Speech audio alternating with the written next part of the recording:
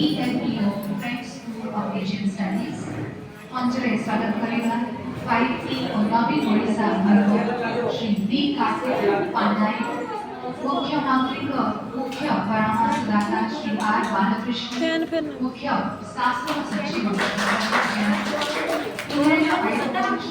अनुगण एवं शेषरे स्वागत करुछि ओडिया भाषा साहित्य और सांस्कृतिक विभाग शासन सचिव श्रीमती सुजाता राव कार्तिक आजिर कार्यक्रम समस्त निमंत्रित अतिथिମାନଙ୍କୁ स्वागत କରୁଛି।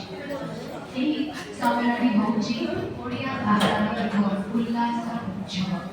ଆମେ ଗର୍ବ କରୁ ଆମ ଓଡ଼ିଆ ଭାଷା ଦେଶର ସାହିତ୍ୟ ମଧ୍ୟରେ ଅନ୍ୟତମ। ଏକଥା ସମସ୍ତ